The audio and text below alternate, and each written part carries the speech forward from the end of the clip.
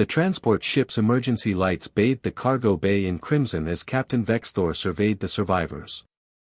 23 souls from 7 different species, all stranded on an uncharted moon after their vessel had been torn apart by a rogue asteroid field. The Kilrathi captain's 4 eyes narrowed as he assessed their supplies: 3 days of rations, 2 emergency beacons with dying batteries, and absolutely no hope of rescue for at least 2 weeks. "Listen carefully," Vexthor's translator crackled. "This moon has a breathable atmosphere, but the scanners detected predators. Large ones. We need to establish a perimeter, find water, and build shelter before nightfall. Who among you has survival training?" Several hands shot up immediately. A Thraxian security officer stepped forward, her scales gleaming under the red lights. 2 Varelian engineers volunteered next, their tentacles writhing with nervous energy. A Kryn merchant boasted about surviving 3 orbital disasters. In the back of the group, Marcus Chen, the only human aboard, let out a short, sharp laugh. It wasn't loud, but in the tense silence, it carried. Every eye turned toward him. He raised his hand halfway, seemed to reconsider, then slowly lowered it and sat back down on a piece of debris, shaking his head with an amused smile. "Something funny, human?" Vexthor demanded.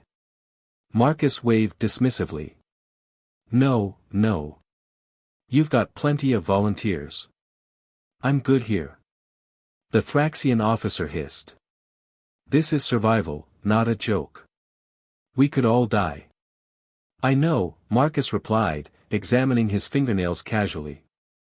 "That's why I'm letting you handle it." The next 6 hours proved educational.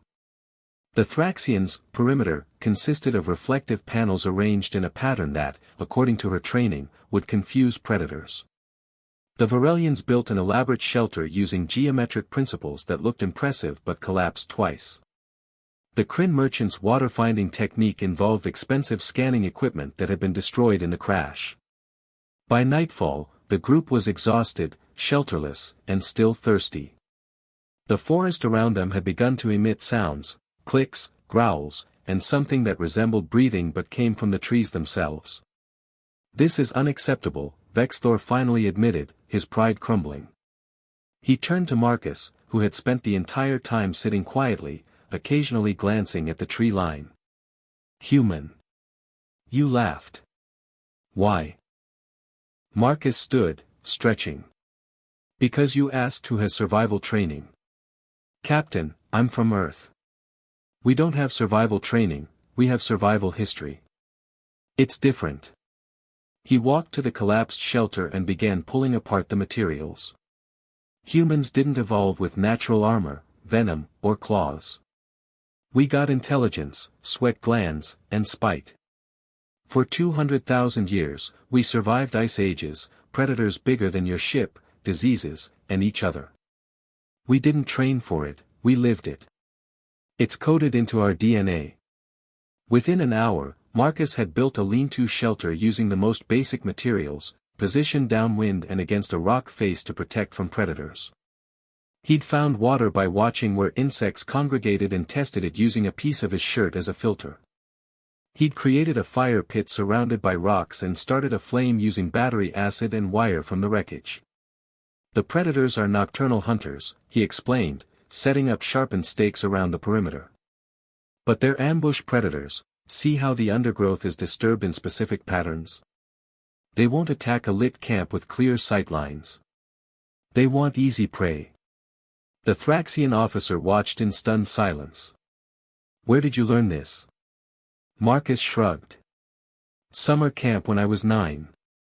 Then my grandfather taught me more. Then the military added some. But honestly, most of it's just human." He fed another branch into the fire. "My species spent most of its existence figuring out how not to die. When you asked for volunteers, I laughed because you wanted people trained for survival. Captain, I'm not trained for it." He met Vexthor's eyes and smiled. "I'm built for it." The group survived their 2-week wait. When the rescue ship finally arrived, they found the survivors well-fed, organized, and living in what could only be described as a functional settlement. And Marcus Chen, sitting by the fire, just laughed again.